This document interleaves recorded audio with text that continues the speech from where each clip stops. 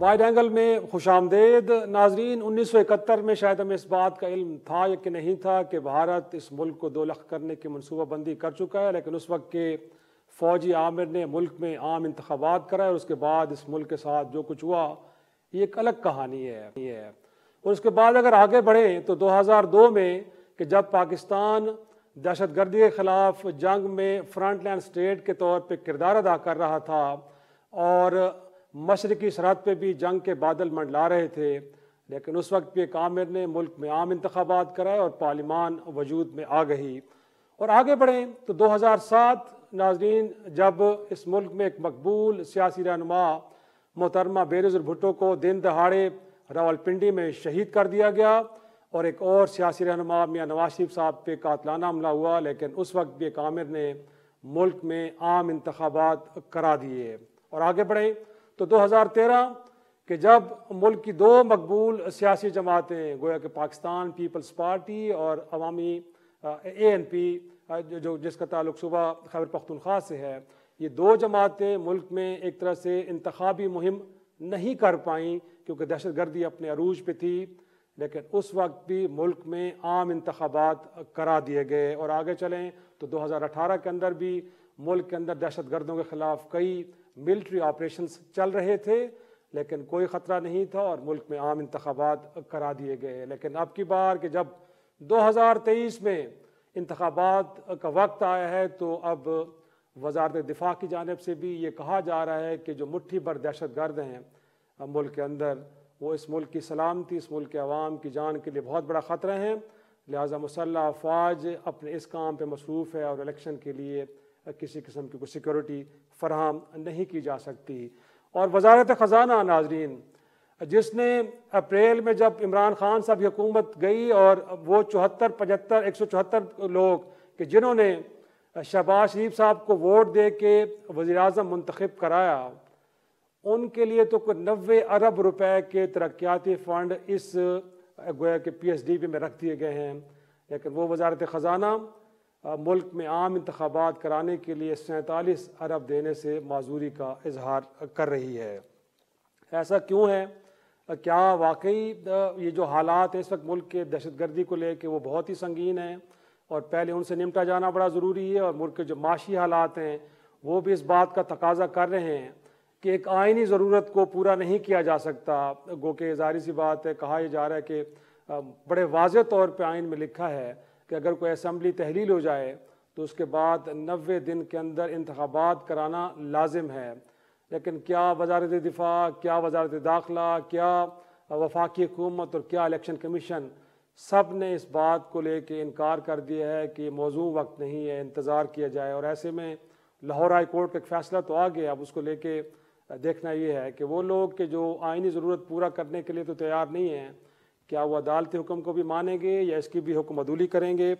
इस सारी सूरत हाल पर डिस्कस करेंगे और प्रोग्राम में कुछ और मौज़ूआत को भी उठाएँगे। मेराज शरीक गुफ्तगू हैं, स्टूडियो में हमें ज्वाइन किया है, किसी तारुफ के मोहताज नहीं है, सीनियर एंकर पर्सन तजियाकार मयूर अब्बास साहब, बहुत शुक्रिया सर हमारे साथ आज होने का। और मेरे साथ वीडियो लिंक पर मौजूद हैं डॉन न्यूज़ के मारूफ programme Adil live with Adil के मेज़बान आदिल शाहज़ेब साहब, दोनों का शुक्रिया।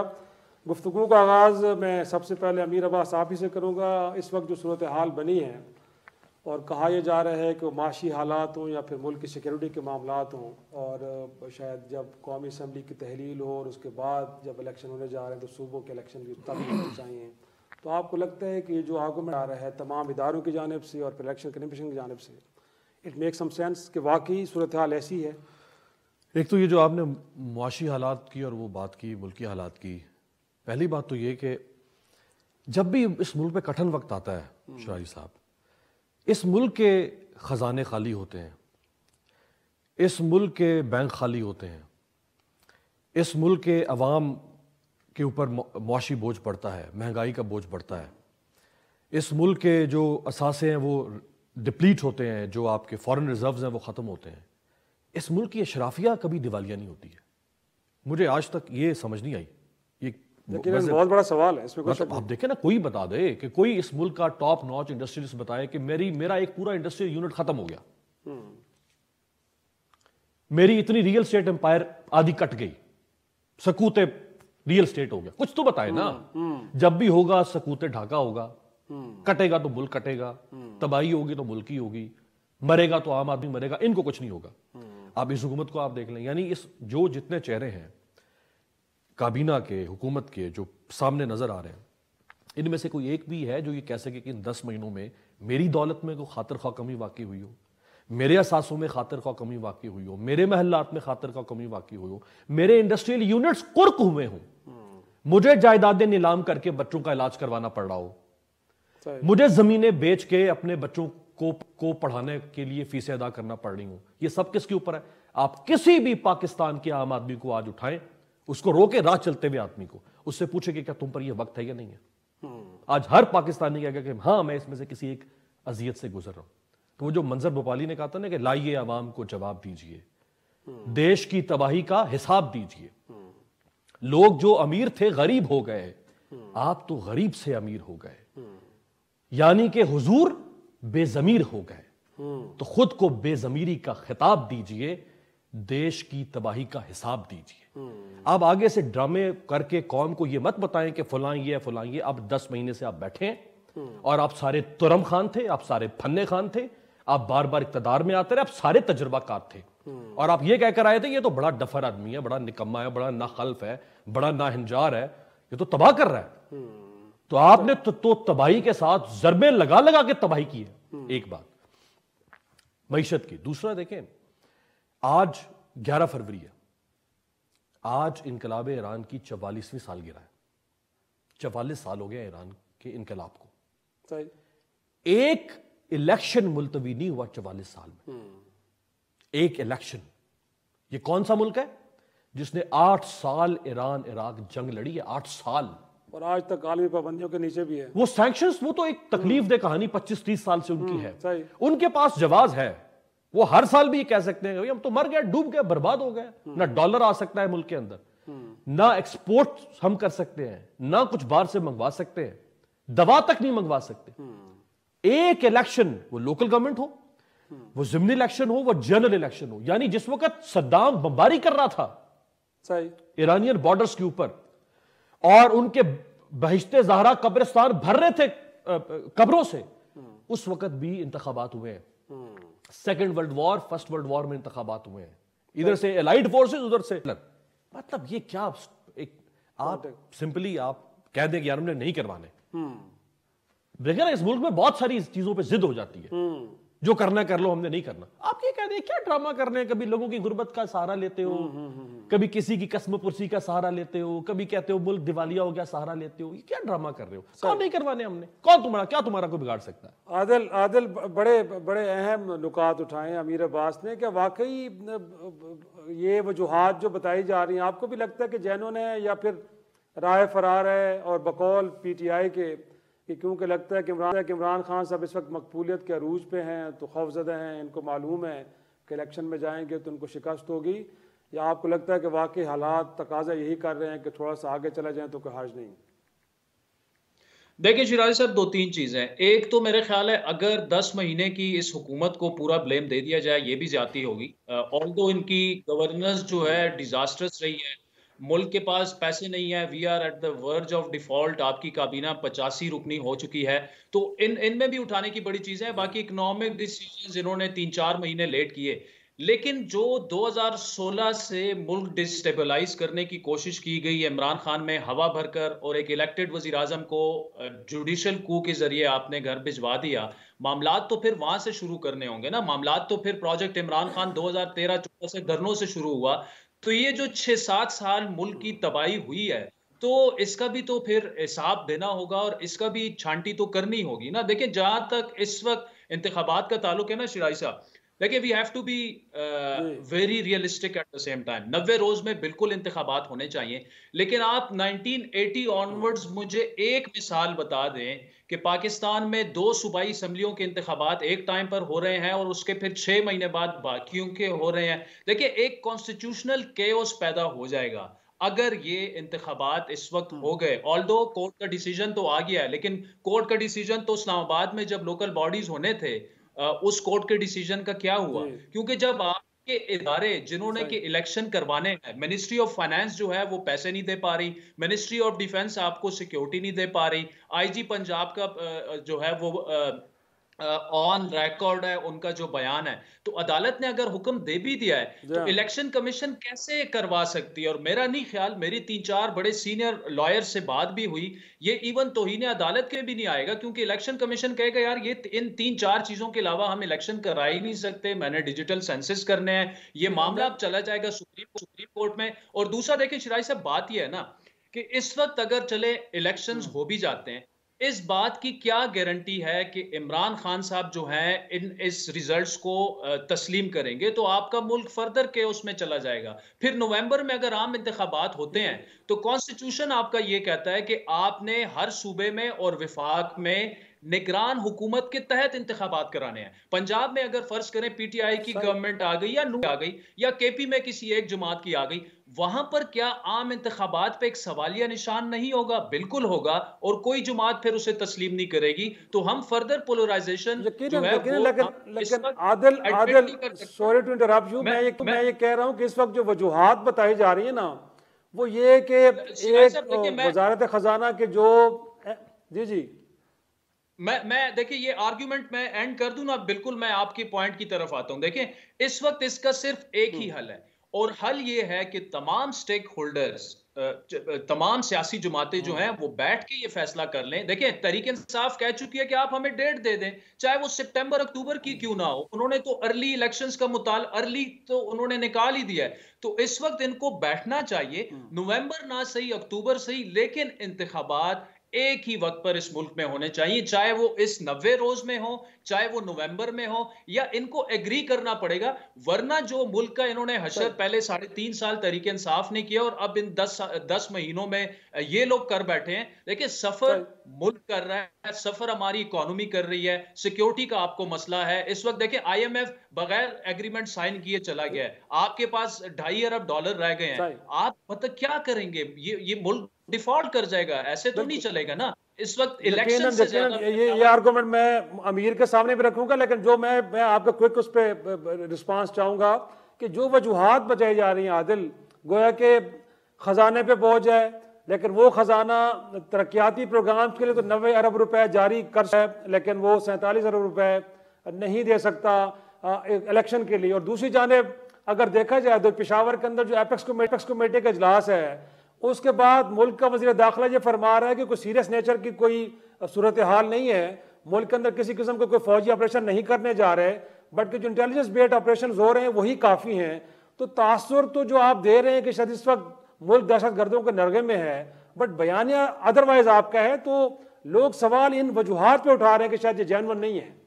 देखिए शिराई साहब, बात यह है ना कि तो बड़ा क्लियर कट एक तासुर आ रहा है कि हुकूमत इलेक्शन में नहीं जाना चाहती। असल तासुर तो ये है ना, देखिए हम जब अपना प्रोग्राम कंडक्ट करते हैं और एक गेस्ट अगर आपके पास नहीं आना चाहता, उसके पास 100 बहाने होते हैं, लेकिन जो आपके पास आना चाहता है वो इन सारे बहाने को पसे पुश डालकर आके आपके पास स्टूडियो में बैठ जाता है। तो अगर हुकूमत ना चाहे तो ये इंतखाबात नहीं हो सकते। देखिए इंतजामी मामलात जो हैं वो निगरान हुकूमतें हैं, गवर्नर हैं, वो सारी PDM के हैं। फिर ये है कि अगर वो कहें कि हमारे पास पैसे नहीं है तो अदालत क्या कह सकती है? वो यार मुल्क अभी डिफॉल्ट करने जा रहा है, हम इस वक्त इंतखाबात के मुतामिल नहीं हो सकते।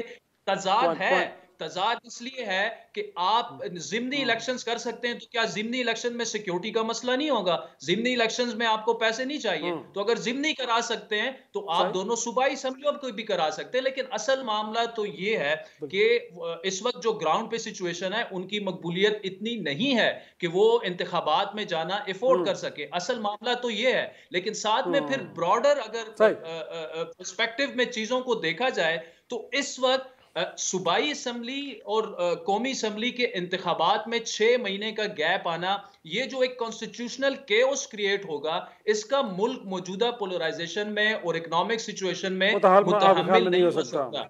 अब प्रोग्राम में एक ब्रेक, नाज़रीन ब्रेक से वापस आएंगे, गुफ्तगू को आगे बढ़ाएंगे। प्रोग्राम में एक बार फिर खुश आमदेद, गुफ्तगू को आगे बढ़ाते हैं। अमीर इनफैक्ट वो नुक्ता यही उठा रहे हैं कि पहली दफ़ा मुल्क के अंदर एक ऐसा एक्सपेरिमेंट आप करने जा रहे हैं जिससे पहले कोई नज़ीर नहीं मिलती। अच्छा ये मुझे बताइए, एक्सपेरिमेंट जो है ये मेरा और आपका, ये आदिल शाहजेब का एक्सपेरिमेंट है? हरगिज नहीं है। ये एक्सपेरिमेंट किसने दिया हुआ है आइन में? यकीनन खुद सियासतदानों ने दिया जिन्होंने इस आइन को बनाया है। क्या ये आइन में नहीं लिखा हुआ कि कोई भी चीफ मिनिस्टर किसी भी वक्त असेंबली तहरील कर सकता है? नहीं लिखा हुआ? यकीनन लिखा हुआ है। जब, और साथ ये भी लिख दिया कि जब तहलील होगी तो 90 दिन में इलेक्शन भी करवाएगा। वजाहत के साथ लिखा गया। क्यों लिखा? क्यों लिखा? बट वो कह रहे हैं कि अब बड़े टेक्निकल वजूहात कुछ और भी आ गए। आप मुल्क में सेंसस शुरू कराने जा रहे हैं 1 मार्च से। अब जब सेंसस होगा आबादी की साइज बढ़ जाएगी, हल्के नए बनाने पड़ेंगे। आपका प्रोग्राम शुरू होने से आप यहाँ आके तशरीफ ला के बैठ गए। अब आपका प्रोग्राम शुरू होने वाला है, आपका प्रोड्यूसर कहे कि जी माइक जो है मैं जरा राजा बाजार पिंडी से लेने जा रहा हूँ, कैमरा जो है वो मैंने वहां रखा हुआ है शालमी लाहौर, मैं वहां से मंगवा रहा हूँ, तो आप क्या कहेंगे कि भाई साहब आउट? रखा किस काम के लिए हुआ है आपको? 7 बजे अगर प्रोग्राम की रिकॉर्डिंग शुरू होनी है तो आपको किस काम के लिए रखा हुआ है? भाई ये क्या बात हुई? जब असेंबली इमरान खान ने डिसॉल्व की, चीफ इलेक्शन कमिश्नर ने सुप्रीम कोर्ट में क्या कहा था कि हम नवंबर 2022 में इलेक्शन करवा सकते हैं। दुरुस्त। आज फरवरी 3 महीने ऊपर हो गए हैं, फरवरी 2023 से आज वो कहता है मैं इलेक्शन नहीं करवा सकता। फिर कुछ कहें उनको, कोई मुंशी कह दे तो फिर उसको भी तुम देते हैं पकड़ के। किसको स्टूपिड बना रहे हैं? किसको स्टूपिड बना रहे हैं? आप एक रेडी वाले के पास जाएं, उससे पूछें इस मुल्क में क्या हो रहा है, आपको बता देगा क्या हो रहा है। लेकिन वो कहते हैं खान साहब भी अगर गुफ्तगू करना भी चाहते हैं तो कंडीशंस के साथ आते हैं। और इस वक्त जो सूरत हाल ये है कि अगर आप कंडीशंस के साथ आएंगे, आप बैठे भी ग्राउंड से बाहर हैं बट आप डिक्टेट करवाना चाह रहे हैं इलेक्शन। शराजी साहब, इलेक्शन की हद तक, इलेक्शन की हद तक, अदरवाइज बहुत सारी बातों में इमरान खान ने कंडीशन रखी होगी। इलेक्शन की हद तक इमरान खान ने कोई कंडीशन नहीं रखी। वो पिछले 10 महीनों से कह रहे हैं कि इलेक्शन की तारीख पहले दें, उसके बाद गुफ्तगू होगी। तो आप शुरू तो करें, आप बात शुरू तो करें, आप उसको एंगेज तो करें। 10 महीने से वो इलेक्शन नहीं करवा सका ना इमरान खान, नहीं करवा सका ना, मांग रहा था नहीं करवा सका, तो 10 महीने और भी नहीं कर सकेगा वो। आप एंगेज तो करें।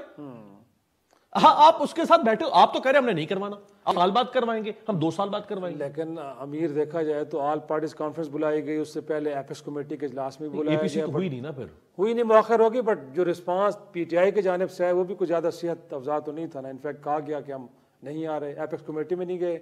उसके बाद इसके बारे में भी यही था कि शायद दावतनामा मुनासिब नहीं दिया गया और सिग्नल्स यही आ रहे थे कि हम नहीं आ रहे। तो गोया कि रिस्पांस वहां से भी कुछ ज्यादा सेहतमंद, चूंकि पोलराइजेशन है ना, नफरत तो है। तो उसके लिए जो गवर्नमेंट के ऊपर एक एतराज था कि आप इनिशिएटिव नहीं ले रहे, इनिशिएटिव तो लिया गया बट उस इनिशिएटिव का जवाब मुस्बत नहीं आया। अगर एपीसी में मंडे को नहीं थी, फिर वो 9 को, फिर ये तुर्की वाला प्राइम मिनिस्टर को जाना था, फिर वो नहीं जा सके। अब देखते हैं कब होती है। अगर तो एपीसी का दावतनामा इमरान खान साहब को भिजवाया जाता है और वो उसमें शिरकत नहीं करते, तो फिर वो अनकंडीशनली वो एक नॉन सीरियस पॉलिटिशियन होंगे, अनकंडीशनली। सही।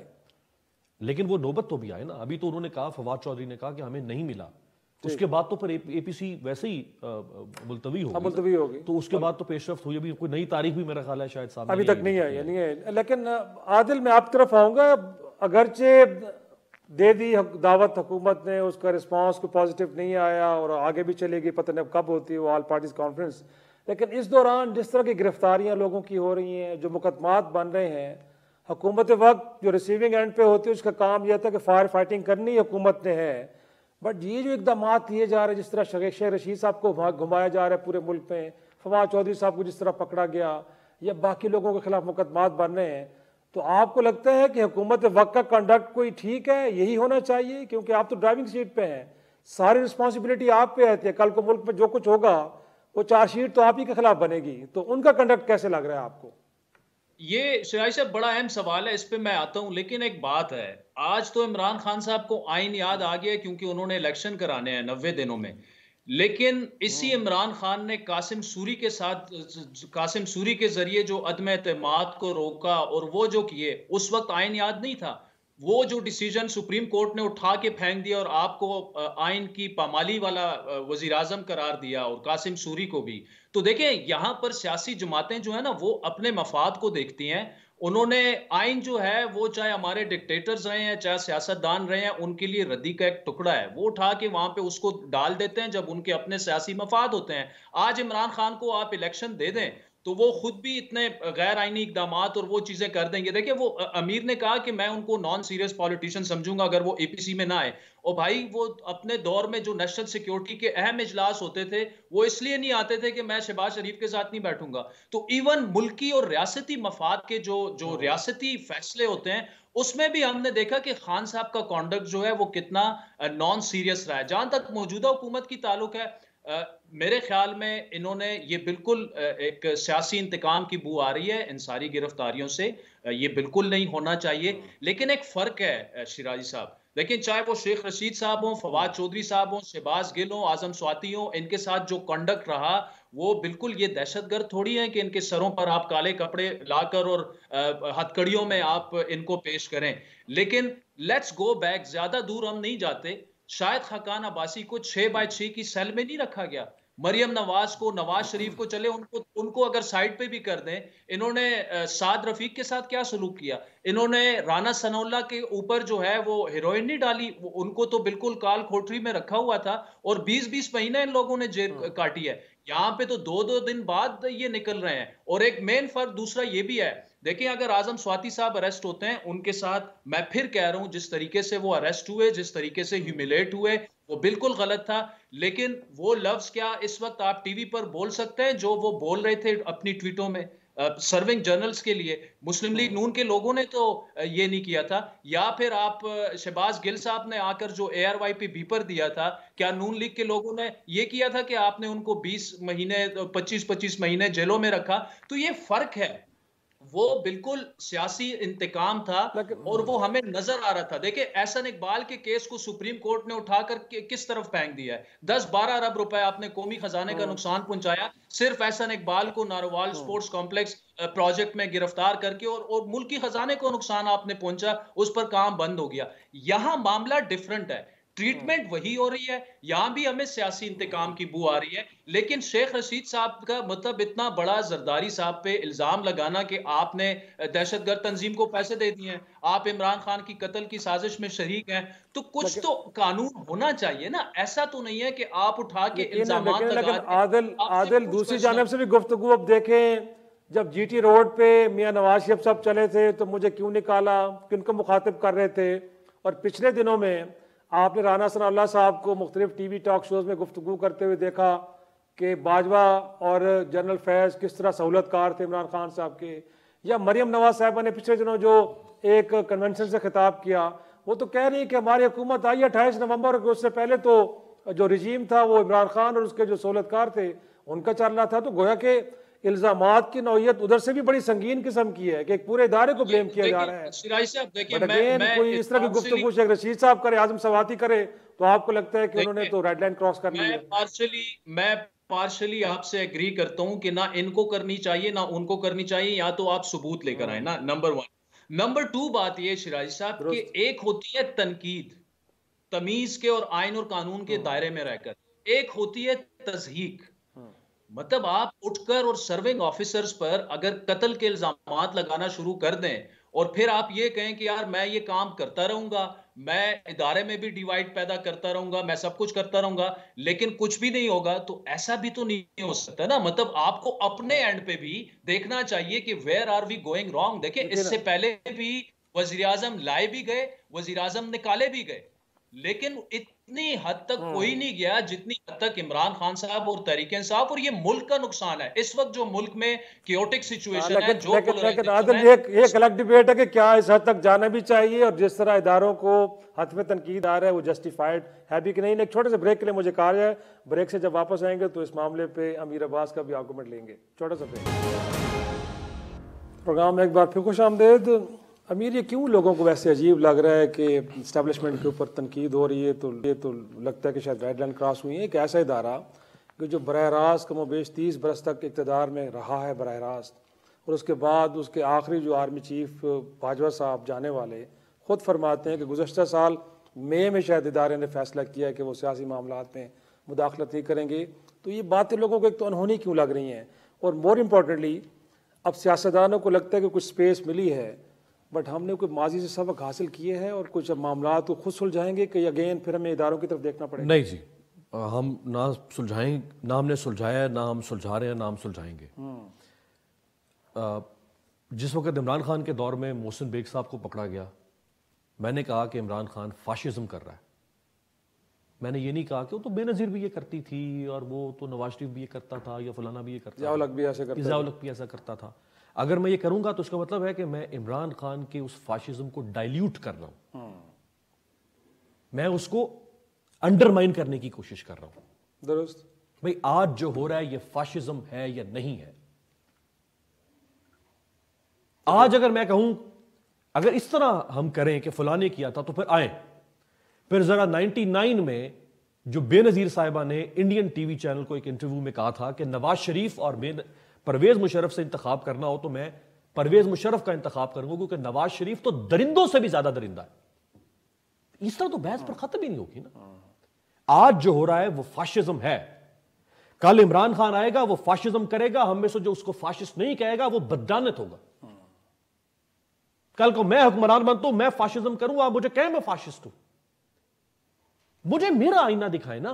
ये मरियम बीबी ने नहीं कहा, ये आज से 6 महीने पहले इसी हुकूमत के दौर में जब ये फैसला आया था पंजाब हुकूमत का कि हमारे खिलाफ जैसे मैच फिक्सिंग होती है हमारे खिलाफ बेंच फिक्सिंग हो रही है, यकीनन कहा गया, बिल्कुल कहा गया, वो काबिल कबूल है हमारे लिए। देखिए ये इस तरह आज जो बात हो रही है उसको आज हमें परखना होगा। इमरान अगर आपने करना है, इमरान शहबाज गिल को पकड़ना है, पकड़े, 100 बिस्मिल्लाह पकड़े, फिर इन लोगों को भी साथ पकड़े, इनको भी। ये नहीं हो सकता फिर अगर किसी ने गलत किया है आप जरूर करें, शहबाज गिल के खिलाफ भी करें, आजम सबाती के खिलाफ भी करें। ये इंसाफ हो रहा है? ये केसेस ऐसे चलते हैं? लेकिन 16 FIRs अरशद शरीफ के ऊपर, 16 FIRs, ये जुर्म था उसका, कितना बड़ा जुर्म उसने कर दिया। लेकिन नजर आ रहा है पॉलिटिकल विक्टिमाइजेशन। प्रॉब्लम तो ये ना कि वो सियासतदान के जो इदारों के तकद्दुस की जंग लड़ते हैं वो अपने इदारे के तकद्दुस की जंग, अपने तकद्दुस की जंग क्यों नहीं लड़ते? प्रॉब्लम कहां? इनका तकद्दुस, पहले तो ये तकद्दुस साबित करे ना अपना। यानी जो जिस इस असेंबली ने, अभी इरफान सिद्दीकी साहब भी तकरीर कर रहे थे, इसी पार्लियामेंट ने, इसी सेनेट ने, इसी कौमी असेंबली ने 15 मिनट के अंदर जनरल बाजवा की एक्सटेंशन की कानून पास किया या नहीं किया? यकीनन सबने आज पहले इरफान सिद्दीकी साहब वहां पे नाक से लकीरें खींचते ना, इसी पार्टी का हिस्सा थे वो। दूसरों को भाषण, दूसरों को मोरालिटी, दूसरों को एथिक्स, सिर्फ फौज से एथिक्स के एक्सपेक्ट करें, जुडिशरी को एथिक्स सिखाएं, अपने में कोई एथिक्स अप्लाई नहीं होना। आज करेज करते ना, की थी कुछ लोगों ने करेज, जैसे डॉक्टर निसार चीमा नून लीग के MNA, जब ये कानून पास हो रहा था उन्होंने नून लीग की पार्टी मीटिंग में कहा कि आप गलत करने जा रहे हैं, हमें नहीं करना चाहिए कानून पास। खड़े होते उस वक्त इरफान सिद्दीकी, जैसे लोग कह रहे थे, लेकिन सुनने वाला कोई नहीं था। ठीक है, तो एक दूसरा, इसी पार्लियामेंट ने ये जो नैब अमेंडमेंट्स पास की हैं, किसको नजर नहीं आ रहा कि ये नैब अमेंडमेंट्स जो है उनका बेनिफिशियरी कौन हुआ है? उसकी दलील सामने नजर आ गई है कि सारे केसेस भयक जुम्बिश कलम खत्म। अब आप कहते हैं कि फिर ये तकरीम अपनी तकदीस करवाएं। तकदीस करवाने के लिए संगो खिश्त दीवारों की तकदीस नहीं होती है। मस्जिद भी एक मस्जिद ज़रार थी, कहा था इसको खत्म करें। एहतराम तकदीस होती है आपके करैक्टर के साथ, आपके अमल के साथ। आप 83 रुकनी काबीना, अभी खुद आदिल जिक्र कर रहे थे, अभी ये जो कल परसों में खबर भी आई जो प्राइम मिनिस्टर को तजावीज दी गई है, उसमें शामिल है कि मुख्तसर तरीन शामिल है कि 30 रुकनी काबीना की जाए। उसमें शामिल है कि फौजियों के प्लॉट्स, जजेस के प्लॉट्स, इन सब के ऊपर कटौती लगाए। उसमें शामिल है कि ये प्रोटोकॉल खत्म करें, इनके जो पर्क्स एंड प्रिविलेजेस है उनको खत्म करें, इनके फ्यूल की कटौती करें, इनकी गाड़ियों की कटौती करें। भाई आप कोई जेस्चर तो लेना, तकदीस के लिए जरूरी है, मशरूत है वो। ये हो नहीं सकता कि आप पार्लियामेंट आपकी अशराफिया की कानून साजी के लिए हो और एक डिबेटिंग क्लब है जिसमें बैठ के बड़ी शानदार आप लच्छेदार थॉमस जेफरसन बन के तकरीरें करें और उसका नतीजा इन 10 महीनों में मुझे आप बताएं शराजी साहब, पब्लिक इंटरेस्ट की litigation, judicial reform 0/0, police reform 0/0, civil services reforms 0/0, election reforms का भी भैया इमरान खान का भी 0/0 था। सो आपने किया क्या है 10 महीनों में कानून साजी क्या हुई? नैब केसेस खत्म करने की, अपने केसेस खत्म करने की। वो जो गालिब ने कहा था ना कि चंद तस्वीरें बुता, चंद हसीनों के खुतूत, बाद मरने के मेरे घर से ये सामा निकला। और तुम्हारे 10 महीने का गुशवारा ये है कि तुमने अपने केसेस माफ करवा लिए हैं कानून इस्तेमाल करते हुए। अब प्रोग्राम में एक ब्रेक, नाज़रीन, ब्रेक से वापस आएंगे, गुफ्तगू को आगे बढ़ाएंगे।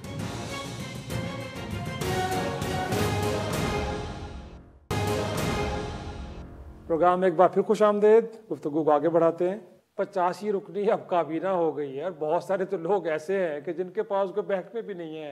कहने क्या तो कहा जा रहा है कि शायद तनख्वाहें मराहत नहीं ले रहे, लेकिन वो कह रहे हैं कि इनके ऑफिस मेंटेन करने के लिए एक शख्स के ऊपर 10 लाख माहाना खर्च हो रहा है। और साथ में एग्जेक्टिव अलाउंस जब आपसे ब्यूरोक्रेसी मांग रही है वो 100% कह रहे हैं, आप 150% कर देते हैं। आप कहते हैं 50% मेरी तरफ से भी ले लो। तो वो जो इमरान खान साहब पे इल्ज़ाम था कि इसने मुल्क की मईशत का बेड़ा गर्क कर दिया, ये मुल्क को दिवालियापन की तरफ लेके जा रहा है, अमीर अब्बास वही नुकता उठा रहे हैं ना कि 10 माह में इनकी अपनी कारकर्दगी क्या है। आज भी आप IMF के साथ मुज़ाकरात के बाद जो अवाम को भाषण दे रहे हैं कि गोया कि आपको पेट पे पत्थर बांधना पड़ेगा, 170 अरब रुपए के नए टैक्सेस आ रहे हैं, बिजली गैस की कीमतें बढ़ा रहे हैं, पेट्रोलियम प्रोडक्ट की कीमतें बढ़ जाएंगी, आप एक और मुश्किल के तैयार हो जाए। लेकिन मुल्क की अशराफिया तो पता नहीं क्या करते जा रही है। हर रोज 7, 8, 10, 9 ये मामूलीन खसूसी के जनाब नोटिफिकेशन जारी हो रहे हैं। तो कंडक्ट तो आपका भी ऐसा है कि आप खान से 2 हाथ आगे जा रहे हैं, बट पब्लिक कंजम्पशन के लिए ये कह रहे हैं कि आप मुल्क बचाने के लिए आए हैं। देखिए शिराई साहब, इसमें कोई दो राय नहीं है। मैं बिल्कुल आपने जो सवाल किया उससे 100% मुत्तफिक हूं, और हो सकता है कि मेरा जवाब खत्म हो तो ये 85 की तादाद जो है 95 तक पहुंच जाएगी। तो ये भी मैं ये नहीं कहूंगा कि इन्होंने भी मईशत तबाह कर दी है। जो इमरान खान साहब ने तबाही की थी ना, इन्होंने उसमें कंट्रीब्यूट किया है, खत्म कुछ नहीं किया। देखिए द जोक इज कि आपने ऑस्टेरिटी कमेटी खुद बनाई। वो ऑस्टेरिटी कमेटी जो है वो आपको कह रही है कि आप अपनी काबीना को श्रिंक करें, कट डाउन करें, आप उसमें इजाफा किए जा रहे हैं। वो ऑस्टेरिटी कमेटी आपको ये कह रही है कि जनाब तरक्याती खराजात आप कम करें, आप अपने लोगों को इस वक्त नवाज रहे हैं तरक्याती बजट में।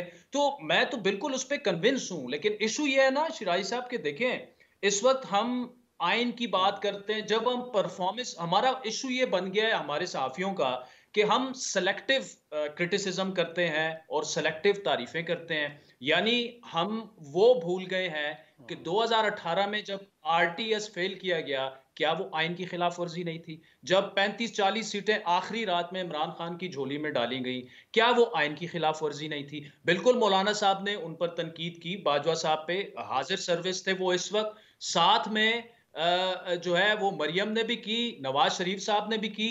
लेकिन क्या वही गलती जाते हुए जनरल बाजवा ने खुद तस्लीम नहीं की कि मैंने वो डिजास्टर्स डिसीजन था, इमरान खान साहब को हम लेके भी आए, पूरा सारा किया।